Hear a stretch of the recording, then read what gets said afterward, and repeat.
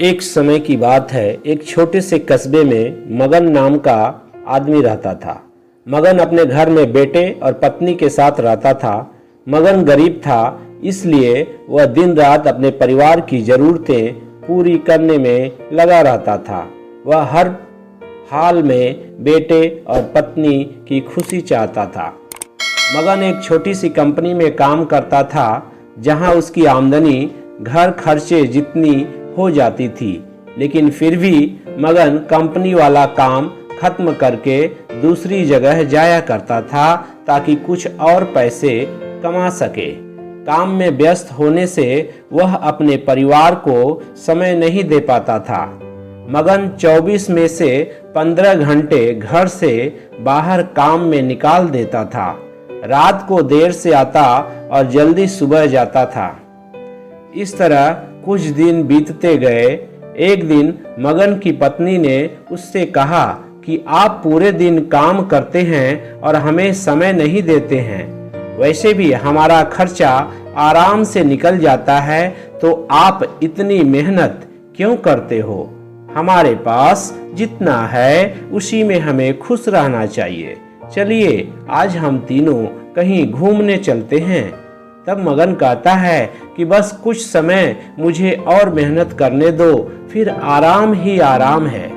इस तरह मगन मेहनत करने में लगा रहता है। उसका बेटा भी उससे अक्सर कहता रहता था कि पापा आप मेरे साथ खेलो, बैठो और मुझसे बातें करो, लेकिन मगन हमेशा काम के लिए कहकर कभी उसे समय नहीं दे पाता था।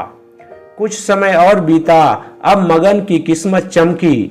मगन की नौकरी जिस कंपनी में थी, अब उसका मालिक मगन को मैनेजर बना देता है, क्योंकि मगन काफी समय से वहां काम करता था और अब वह मालिक था, विश्वास पात्र बन गया था। मैनेजर बनने के बाद मगन बहुत अमीर हो गया।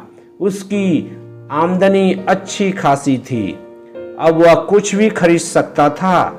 उसकी गिनती धनी लोगों में होने लगी। पत्नी और बेटा बस एक बार कोई चीज मांग लेते तो वह तुरंत हाजिर कर देता था।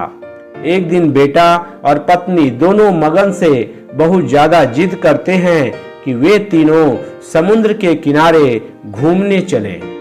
मगन कहता है कि ठीक है, आज चलेंगे, लेकिन मुझे कंपनी में थोड़ा काम है, इसलिए तुम दोनों समुंदर के किनारे पहुंचो। मैं सीधा कंपनी से काम खत्म करके पहुंचता हूं।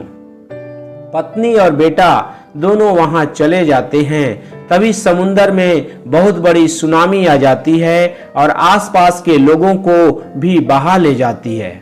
पत्नी और बेटा दोनों पानी में बह गए। जब मगन वहां पहुंचता है तो ऐसी हालात देखकर घबरा जाता है। उसने हर जगह देखा, लेकिन सब कुछ नष्ट हो चुका था।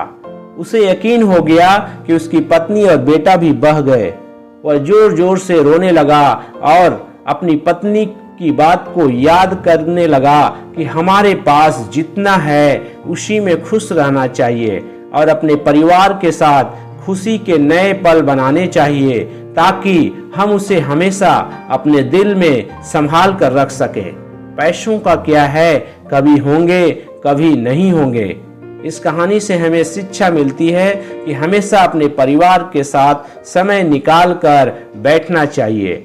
उम्मीद है कि यह छोटी सी कहानी आपको पसंद आई होगी। इसे लाइक करें, शेयर करें और हमारे चैनल को सब्सक्राइब कर लें, बेल नोटिफिकेशन को ऑन कर लें, जिससे आने वाली हमारी प्रत्येक नैतिक और पारिवारिक कहानियाँ आपको मिलती रहें। तो मिलते हैं अगली किसी वीडियो के साथ। तब तक के लिए जय हिंद, जय भारत।